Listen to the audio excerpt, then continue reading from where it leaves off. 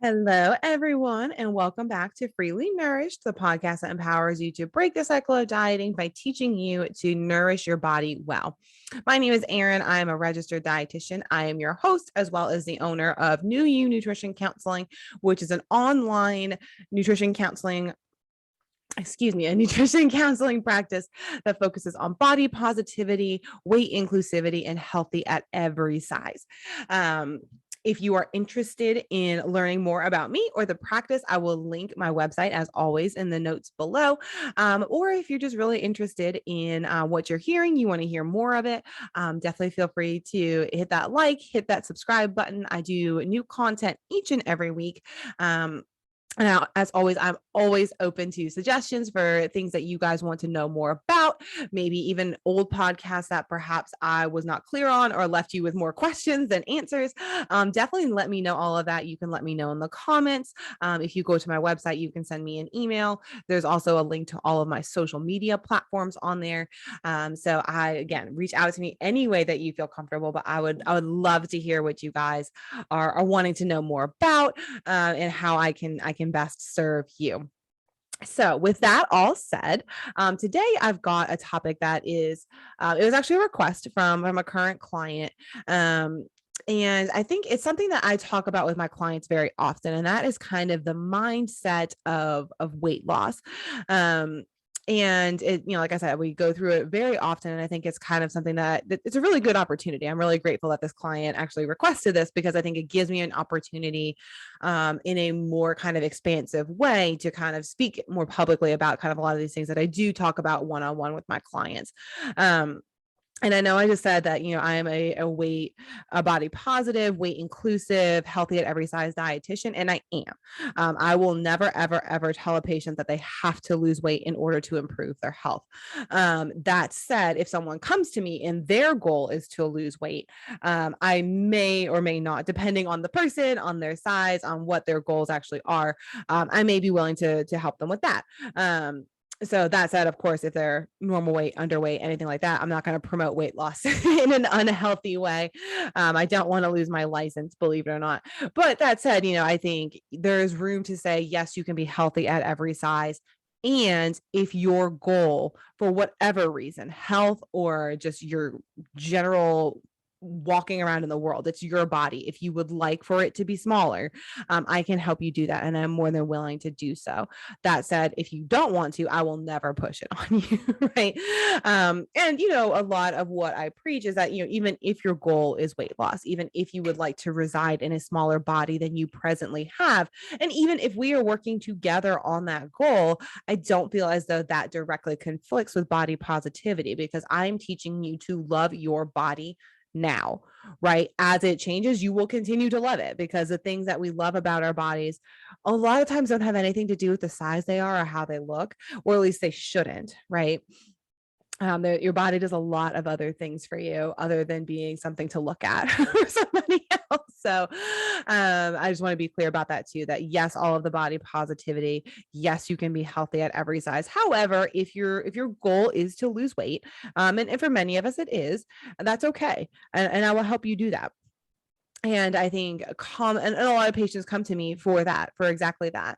And what I want to talk about today is kind of some mindset shifts that I go through with my patients all the time, with those patients who are trying to lose weight. So if you're somebody who is like not trying to lose weight or talk about weight loss, maybe triggering for you, feel free to kind of just scroll past this episode, maybe go to the next one. But if you are someone who's interested in losing weight or you've tried weight loss in the past and it's just you keep getting stuck, this is how I get my clients unstuck. Okay. So I want to kind of start this out by talking about, and I talk about this all the time on all of my platforms, and that is diet culture. And diet culture, if you're unfamiliar, is just kind of the system of beliefs that values thinness over health. Okay, I'm going to say that again. It's a system of beliefs that values thinness over health. So, first things first, we need to understand that your weight and your health do not necessarily correlate with each other. Okay. Just because you are in a certain BMI category or quote unquote overweight does not necessarily mean that you are unhealthy. That said, if you are underweight, your weight definitely can impact your health, right? So being underweight, we know is actually pretty damaging to your health. But you can certainly be in that overweight or obese category and still be perfectly healthy. That is a lie that diet culture has presented to us. So I kind of want to, start out kind of where I tell most people is that there's two main lies that you have probably been taught over, the course of your life. And they were taught to you by diet culture primarily, and there's no fact in them. And we basically need to unlearn them. That's kind of our starting place. One of them is what I just said. One of them is that a smaller body is not necessarily a healthier body. A lot goes into that. As I said, obviously, and I think most people know this, right? That you can in fact be too thin and that can be dangerous. That's one aspect of a smaller body is not a healthier body. But that said, we still do not have a good gauge as to what a healthy body weight range is for any particular individual. The jury is truly still out. The BMI scale is absolute trash. Don't listen to it. And frankly, most healthcare providers at this point know that. We just don't have a better metric to go by. So BMI scale is trash. That's what we use to determine whether you are at a normal weight, a healthy weight, overweight, obese, etc. And it's trash. So we don't know. We don't know what a healthy weight is for any particular individual. What we do know is that bodies are pretty resistant to what their normal set point is, and that's just going to vary person to person. So trying to force your body to be smaller does not necessarily make it healthier. That's lie number one. The second lie, and I think this one gets it's a little bit sneakier, if that makes sense, is that your body, regardless of its size, deserves nourishment and deserves joy, and it deserves care, probably above all else, right? And nourishment is part of care, right? Nourishment and joy are both part of care. So your body, regardless of how it looks, even regardless of how it feels, if you have chronic health conditions and things like that, your body deserves to be nourished. It does. And that's kind of why my mission is to teach you how to nourish your body. It's truly, it's not just feeding, it's not just eating, it's nourishing. It is truly embodying this. This is good for my body. It's good for my mind. It's good for my soul.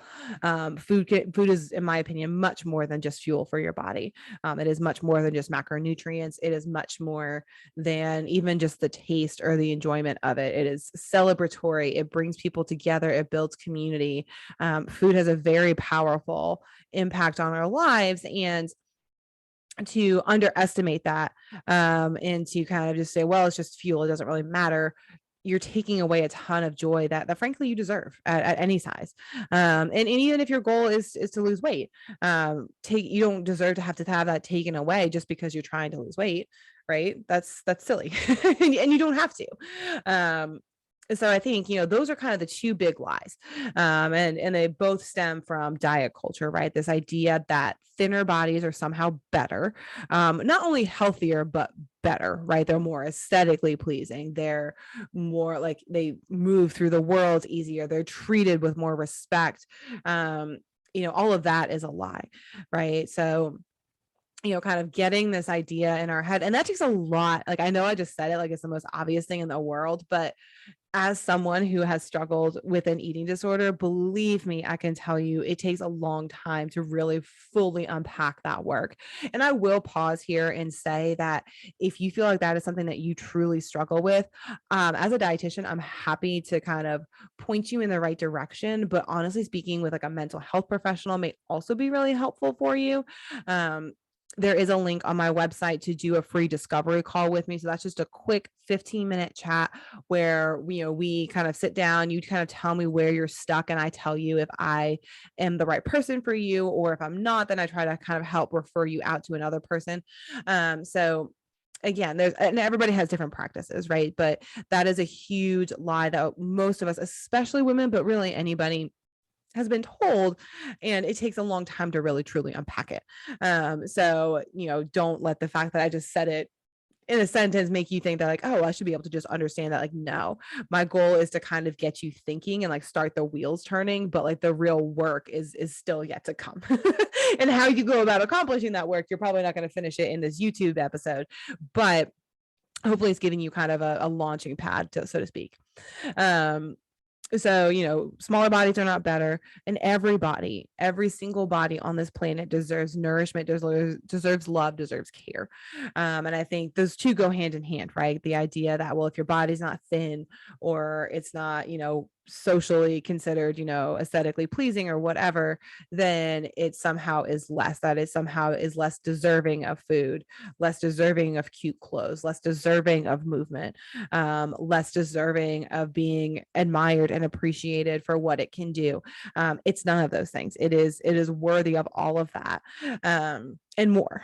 So, and again, that's another one that those roots go deep in anybody who has ever kind of, and you don't have to have an eating disorder to struggle with these things. I think, like I said, certainly most, at least individuals who are socialized as women have felt this to some extent, but it happens in men too. And it really happens in the trans community. I think it's really common simply because sometimes the gender that you identify with does not match what your outward body looks like.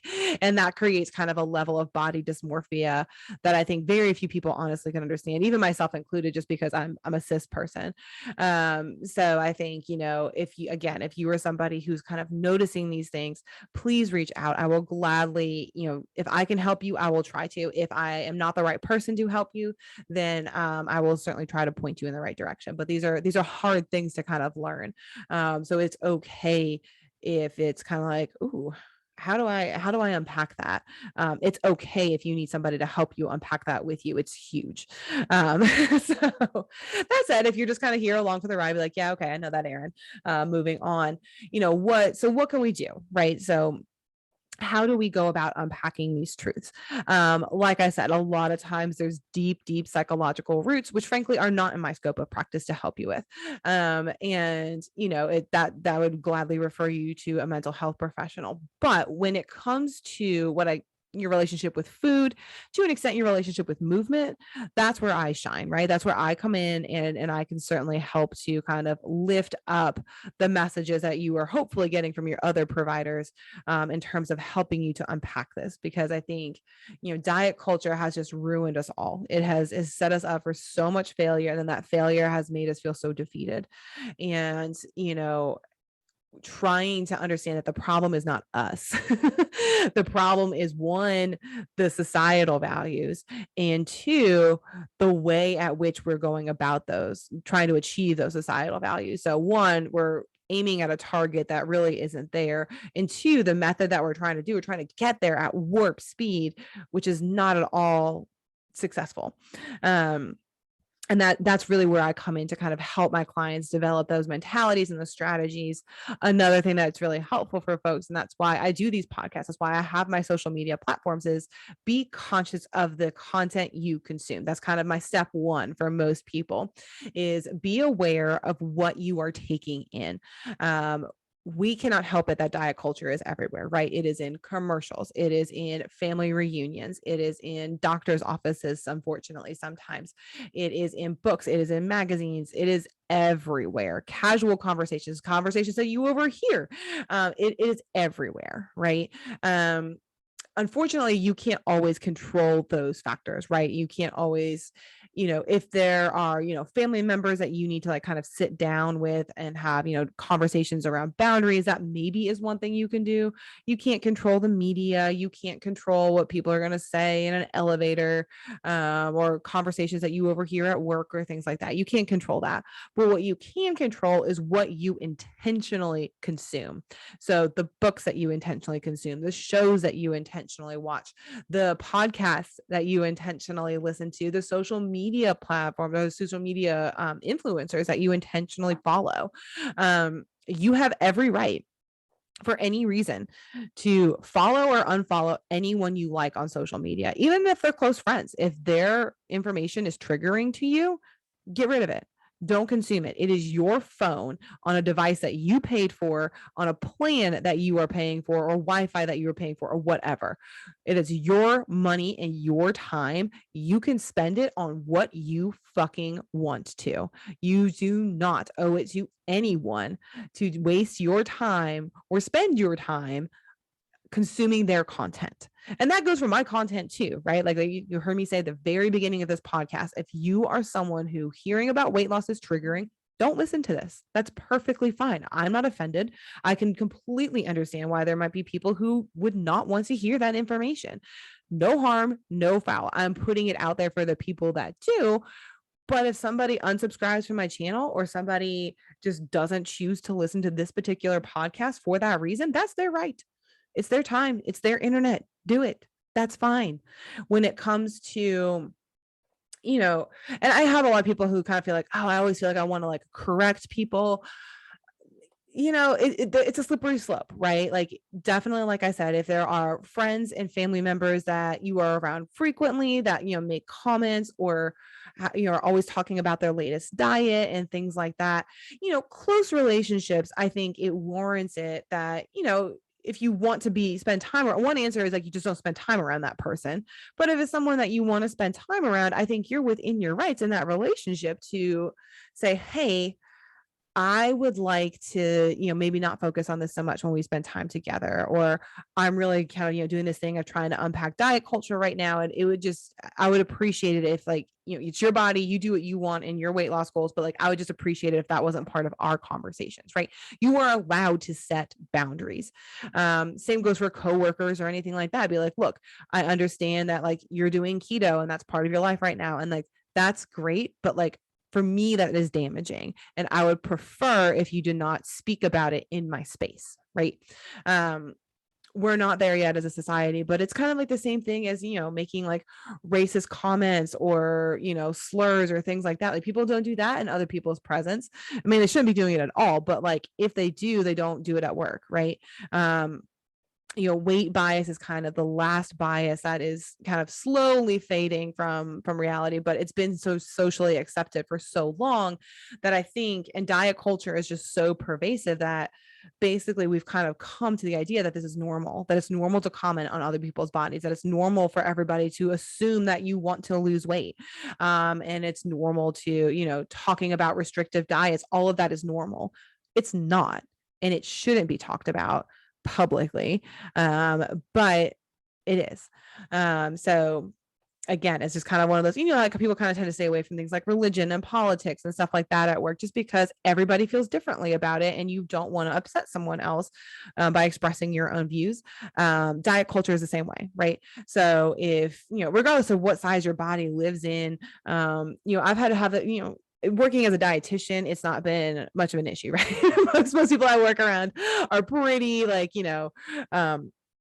are pretty affluent speakers of the diet culture, down with diet culture energy. However, in other kind of like food service type roles and stuff like that I have worked in the past, I've had to kind of be like, you know what, look, I'm personally in recovery from an eating disorder. I need you to not speak about restrictive dieting in my presence, please.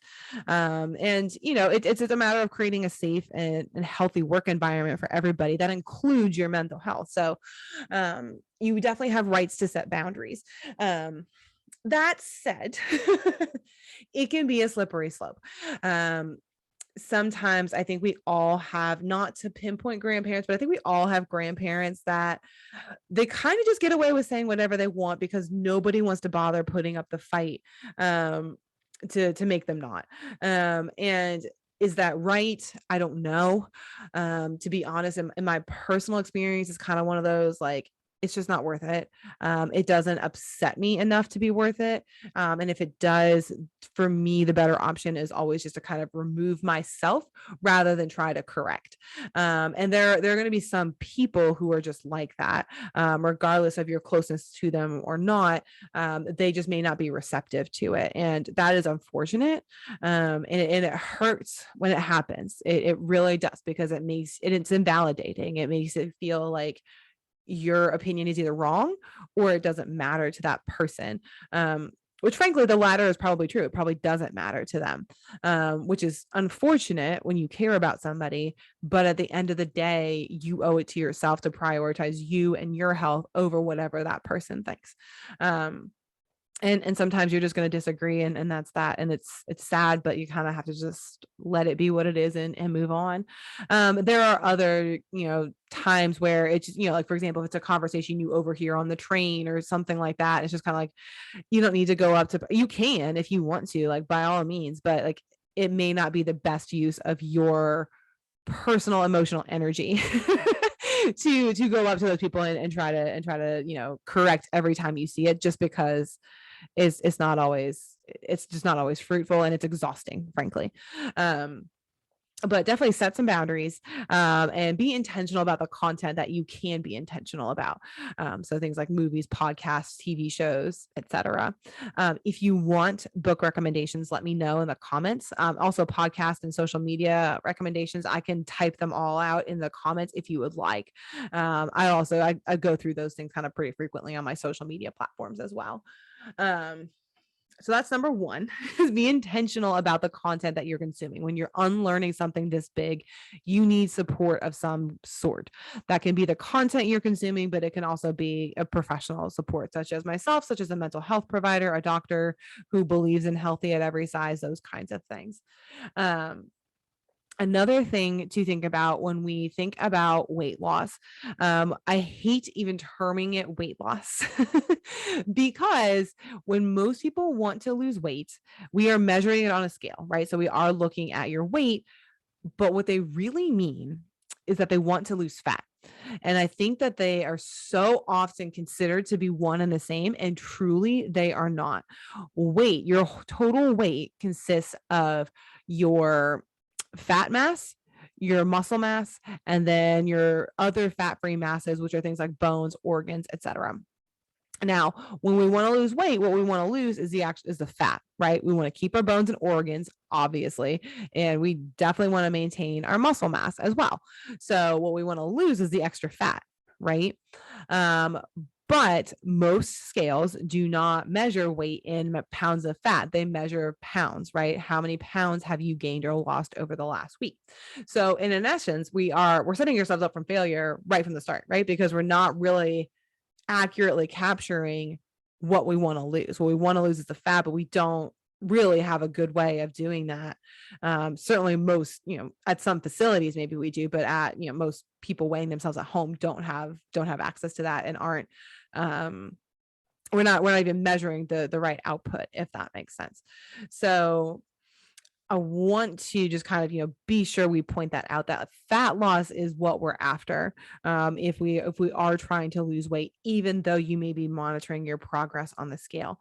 I'm going to get into a minute why monitoring your progress on the scale really isn't the best of ideas, but just kind of keeping that in the back of your mind, that fewer pounds is not necessarily better, right? That there's a lot that goes into that. So it's not always like, okay, I weigh 250 pounds. I want to weigh 150 pounds. So the sooner I get from A to B, I'm better. Not how it works. I wish that was how it works. But basically, people don't like to be patient. We're a very impatient society. And, if we weigh 250 pounds, we want to weigh 150 pounds. We just want to get from A to B as soon as possible. And that is just quite simply not how it works. That's not how it ever has worked. And it's why all of these diets fail. And that is for one simple fact: you cannot speed up fat loss. You can't do it. Your body will not burn more than 1 to 2 pounds, really, and that's an aggressive amount. Most of the time it's a pound or less per week, right? So your body physically will not let go of more than 2 pounds of fat per week. Now, as many of you who have done diets in the past will say, well, I've lost like, 5 or 10 pounds a week. Like, what are you talking about? Yeah, you have. It's not fat.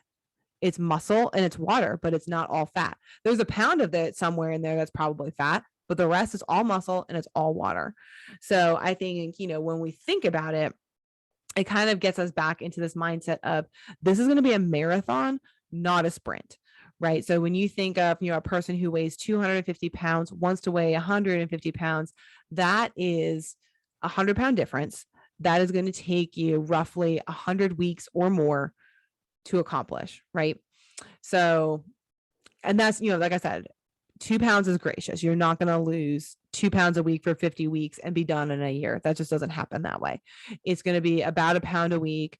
And then there's going to be some weeks where there's no weight loss, some weeks where there's weight loss, but like not 1 pound weight loss.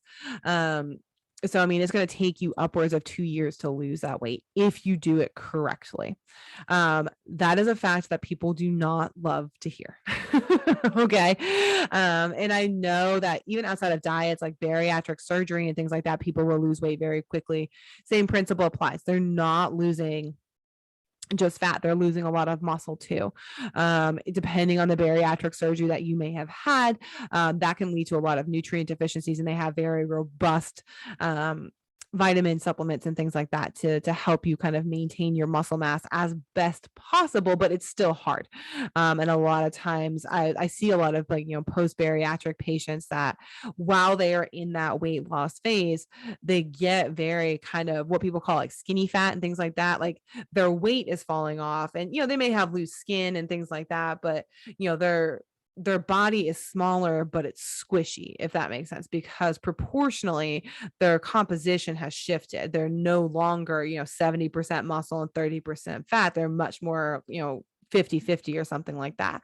A lot of times with bariatric patients, what we will do is kind of, get them to their goal weight. And I can't say that I'm a huge fan of bariatric surgery. It's an appropriate measure for some people, but I don't think it is the cure-all that a lot of people think that it is. No shade of anybody who has had it or anything like that. It can be a really effective strategy, but I think you also kind of need to go into it knowing what you're getting. So you will lose weight very rapidly. A lot of that weight is going to be muscle. And then a lot of times what we do is once they kind of hit their goal weight is we will work with in their stomach, and their GI system is kind of healed to the extent that they're more tolerant of most foods. Then we will work very aggressively to regain that muscle mass that they lost. So again, it's like, it's not a matter of just like you get to the goal weight and then you're done. It's like you get to your goal weight and then we fix it. Which, people have different opinions. To me, it's an aggressive strategy, but that's okay. It's for some people. I don't have any animosity towards anybody who chooses that path, but keep in mind, you're not really speeding things up. You're just doing things in a different order, right? So you'll meet, same 250-pound person wants to be 150 pounds. It's still probably going to take them upwards of a year to get down to their goal weight. And then it's going to take them another year to probably recompose their body to the way that we want it with more muscle mass. So you're still getting 2 years to your end result. You're just dropping the weight faster, if that makes sense. Whether or not that's a good strategy, we could be here all day going back and forth. But the point is, you cannot lose more than 1 to 2 pounds of true body fat in a week. You just cannot do it. No diet will trick your body into thinking that. No diet will hack your metabolism into burning fat. No supplement is going to hack your metabolism. Honestly, no medication is going to hack your metabolism. If things really did that, you would be in real trouble. If medications or supplements had the true capacity to hijack your metabolism, you would be in serious shit. But they don't. Medications for weight loss a lot of times curb appetite and things like that. Supplements, who knows what's in them, who knows what they really do. Mostly there's a bunch of BS, in my opinion, particularly weight loss supplements. They truly don't do anything. At best, they're adding fiber, which makes you feel fuller, which just means you eat less. But that's it.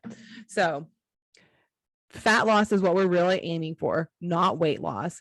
We can't really measure fat loss on a scale, not in a meaningful way. Even the scales that have like the body fat percentages and stuff like that, the amount of weight that we're talking about, so again, like 1 to 2 pounds per week, is not enough those devices aren't sensitive enough to capture that, if that makes sense. There are devices that are, but they're in medical facilities, and like nobody's going to weigh you on one of them every week. It's just not a good use of the resource. So again, trying to track, with a scale is not an ideal situation. And then, like I said, it's a marathon, not a sprint. It's going to take a lot of time. So if you're really wanting to change your body, that's fine. You can do that, but you have to understand that truly, no matter how you go about it, there's really no way to speed it up. That fat loss is a pretty persistent 1 to 2 pounds a week, and that's it, at best. To that end, kind of talking about how scale is not ideal. For most of my weight loss patients, scale is inevitably going to be a part of how you track your progress. But like I just said, it is a snail's pace, right? So a lot of times it can feel discouraging that you're making all these changes and you're working really hard, and you're just not seeing the results on the scale. Well, that's because the scale is a shitty measurement of what you're actually trying to do. So let's find some better ones. That's usually one of the first things I do. We talk about what I call non-scale victories.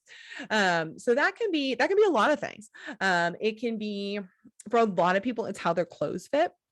So for example, you may only lose, and I used to have my big like fat blobs on my desk, and I don't have them anymore, but it's a big, plastic blob of what's supposed to mimic fat.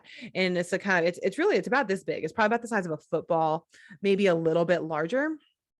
And that's what 5 pounds of fat looks like. That's how much space it takes up in your body. So if you think of that, 5 pounds in your abdominal area or on your thighs or things like that, that's a pretty significant size difference. So even though it's like, okay, I've only lost 5 pounds on the scale, you may be into a smaller size of jeans. You may notice that, shirts or bras or things like that fit you tightly at one point in time are now fitting much looser. You may notice, depending on how large, like, your belly is and things like that, you may notice that like it looks flatter, and like you may notice like some skin sagging, which like doesn't necessarily sound appealing, but you notice that like, okay, it's less of like kind of an inflated balloon and more of like kind of a saggy balloon. Which, we can worry about skin tightening and all that kind of stuff later, but the fact is the fat is actually disappearing. So I think that's really important to note as well. And other things, sometimes I'll have people even like measure their waist circumference. So you kind of just take a tape measure around your belly button and kind of all the way around. A lot of times it depends where you tend to store fat. Men very typically tend to store it a lot of times in their abdominal cavity. Women, it varies. We store our fat kind of everywhere. Hips and thighs are kind of like the traditional places, but I mean, a lot of women have like a really large bust or even like larger underarms and things like that. So it's up to you. It's kind of, wherever you notice it on your body, where your body tends to store the most is where it'll probably take it away from first. So if you have a very large chest, that might be where it kind of deflates from the first. If you have rounder hips and a butt or things like that, that might be where it goes from first. So kind of, the point is just to kind of measure it consistently. Again, like a football, that's, going to be like 4 or 5 inches around, even though you've only lost 5 pounds. So I think a lot of times it can be really revealing to people. They're like, oh, wow. Like, like I feel so discouraged by the scale, but like, you're right. Like I'm totally, I'm shrinking, even though it doesn't feel like it based on the scale. A lot of people will take pictures. I encourage a lot of people. And this, of course, is like only if this is safe for you, right? If you are somebody who has some level of like body dysmorphia or have a past of like body checking or eating disorders, this may not be a safe metric for you.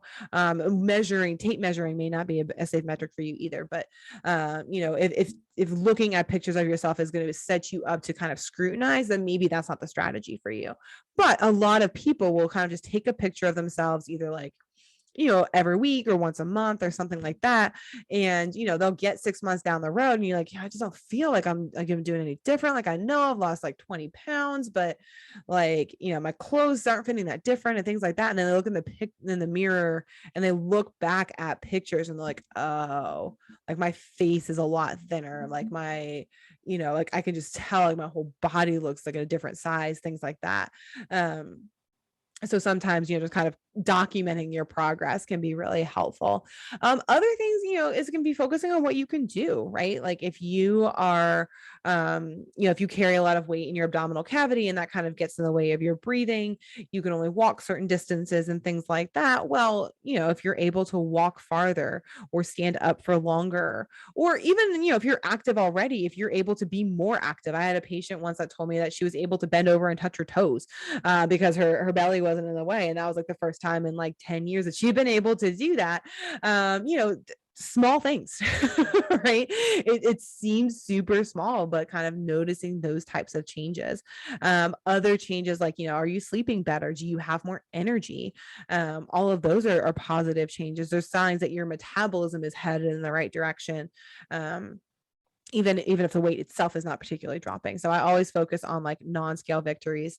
It can be anything from like not needing an extender on your car seat to fitting in your kayak to being able to sit more comfortably on the bus seats.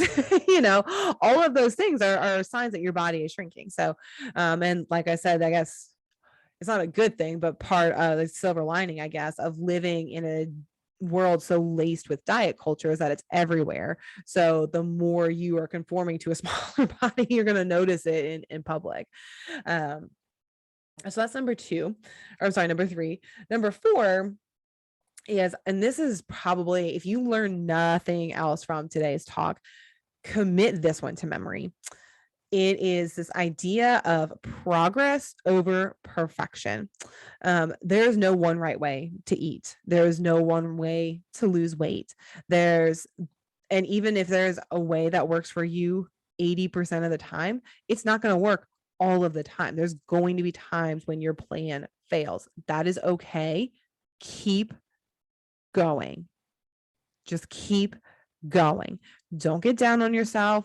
Don't beat yourself up about it. Don't quit.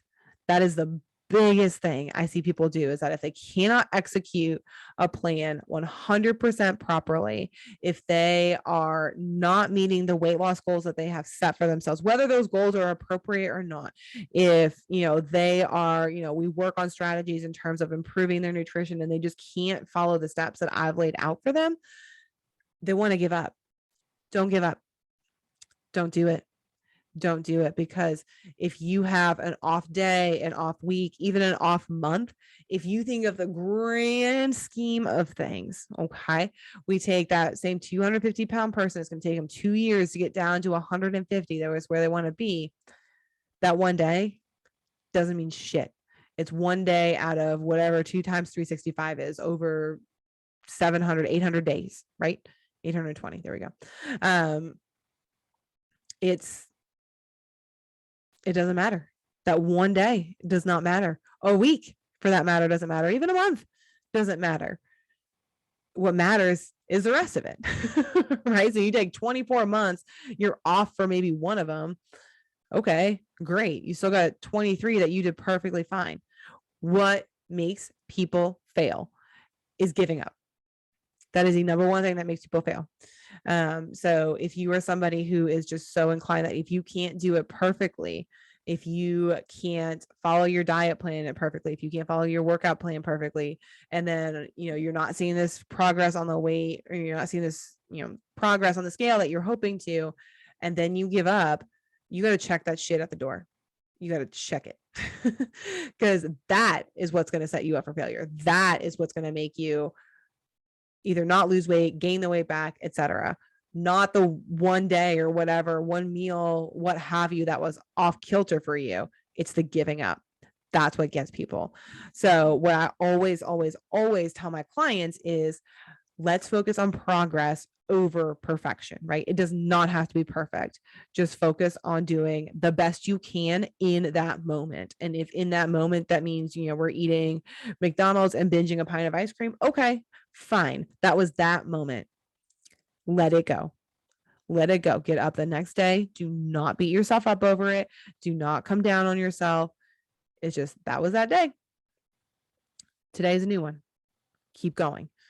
Keep going, and truly let yourself have permission to do whatever the hell you want, at least 10%, if not 20% of the time, right? So the more you feel restricted, and this kind of leads into number 5, the more you feel restricted, the more you are going to want to binge or crave or fall off track or whatever you want to call it. So having rules around food, get rid of them. Get rid of every fucking rule you have about food. If you have a food that you're allergic to or that you just don't like or that you can't tolerate for medical reasons, fine, don't eat that food. But all other foods can fit into your diet. No matter what your health goals are, no matter what your weight goals are, any food can fit in there. And I encourage you to include as many foods as you like in there. So if you love brownies, I encourage you to eat brownies frequently, because if you feel like brownies are off limits, all you're going to think about is damn brownies. And if you are thinking they're off limits and you decide to let yourself have one, you are likely going to eat more than one. You're probably going to eat several and kind of go overboard because you think, I'm never going to see these brownies again because I'm not supposed to have them. Right. And it's a mind warp. So instead, what if, yeah, brownies are okay. I need to eat a certain amount of fruits and vegetables and whole grains and proteins, but like brownies are okay. And I've eaten all those other foods and I want a brownie. So I'm going to eat the brownie and it's no big deal. Right. Then the next day you wake up and you're like, okay, I don't know that I need a brownie today. I had one yesterday and it was really good, but I don't need one today. That's fine. Right. So because you know that if you wanted one on that second day, you could have it. There's no harm. You can eat a brownie every single day and still lose weight. So it's just a matter of kind of finding that balance and what it looks like for you.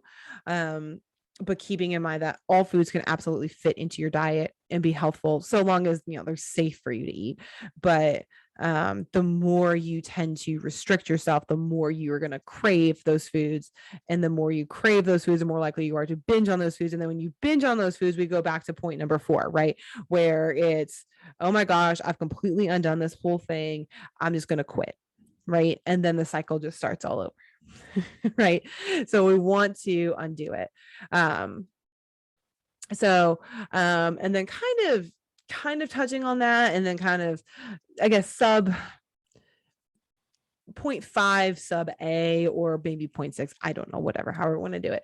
I like to think of like an add in versus takeaway mentality. So kind of, again, that restriction, we just talked about that. That's not great. Right. So that scarcity mindset makes us crave things more. It makes us more likely to binge. It makes us more likely to feel shame and guilt around food. And there's no need for any of that. There simply is not. From a scientific, medical, weight loss standpoint, there is no need for that. But the other thing is, you know, kind of getting to this, like, you know, guilt and shame. Don't worry about that. Don't worry about what you need to take away. I think, again, diet culture has programmed all of us to think we have to take things away. The only way to get what we want is to suffer. And, you know, when it comes to food, suffering means taking away things that we love. Go back to my 2 biggest points, right? This goes back, you know, this goes to the second of those, but the 2 big points that I started this whole thing off with is smaller bodies are not better bodies, and everybody deserves nourishment and joy. Okay. Joy is a part of nourishment, if you ask me, but I like to separate it just to be clear. So you deserve joy. You deserve the foods that you love. So that goes back to that restrictive mentality. But the other thing is to think about, well, what can I add in? Right? I'm trying to lose weight, sure, but like, what can I add to my diet? How can those things that I add improve my health? Can I add, you know, fruit to my oatmeal in the morning that will, one, make it taste sweeter and I might enjoy that more, but it also is adding me more fiber and micronutrients. So that might be a good thing to add, right? We're not taking anything away. We're not taking away the oats. And if you add sugar or honey or anything else like that to your oats, fine. That's fine. Keep those things. But let's add some fruit to it. Or maybe we add some chia seeds for extra fiber and protein. Or, you know, maybe you're having a brownie for dessert. What can you add to it? Do you want a side of fruit there? Do you, your meals, you're having, pasta with meat sauce, for example, and you're like, well, I could add a veggie here. I could have a side salad, kind of thinking in those food groups. And I did another YouTube a couple of months ago about kind of, pulling your meals together based on food groups, but kind of, so using that strategy to kind of think about, well, what can I add? I'm hungry and I need a snack. there's some chips here, but what can I add to it? Can I add a protein? Can I add some nuts? Could I add, a fruit to it? Could I add, some carrots and ranch to it? No, not ever saying don't eat the chips, just what else can I have with it? Maybe a yogurt or, something like that. So what can I add in? Let's not focus on taking away. Okay. So that honestly is all that I have for you all, right? So when I teach people how to kind of shift their mindset for success when it comes to weight loss, we of course have to unlearn these lies that diet culture has told us, right? So the big unlearn is that, smaller bodies are better bodies, and that bodies that are larger don't deserve nourishment and joy. Those are not true. Everybody deserves nourishment and joy, and your body is worthy at any size. Okay. And it can be healthy at any size. Those are the two big unlearns. We go about doing that by, focusing on fat loss and kind of this idea that it is a marathon, not a sprint. We focus on non-scale victories. We talk about consistency and progress over perfection. Don't give up on yourself. We throw away all of the rules we have about food. It is not about restriction. And a lot of times we learn about what we can add in to bring us that joy and that nourishment. So I hope you all have found this helpful. Like I said in the beginning, if you have any questions, comments, things that you would like to see, definitely feel free to leave me a comment here. You can also, my website is linked below. You're more than welcome to send me a message there. There's also lots of free resources on there. There's a whole tab with like downloadables and a couple of free webinars and things like that. I also have some digital courses available about meal planning and kind of how to set up a meal for yourself if you're busy. Other things that are on there, you obviously can book that discovery call that I mentioned if that's something that you're like, I might want to work with her, but I'm not quite sure, or you're not quite sure like what might be the most appropriate way to do that. You can always book a discovery call. It's totally free. It takes 15 minutes via Zoom. And I'll gladly, I'm very transparent in terms of what I can offer and what I cannot. And then, of course, if you are interested in working with me one-on-one, the application and information to do that is on there as well. So, as well as links to all of my social media platforms. So I'd certainly love it if you'd subscribe, and follow along for more YouTube content. I post YouTubes every week. Love to hear your input here on any of my social platforms as to content you'd like to see. And then we do have a Patreon account now as well. So if you would like to make a small contribution to our efforts, I would really appreciate it. But if not, that's okay too. We'll still make all the content. So until next time, guys, I hope you have a wonderful rest of your day, and I will see you soon.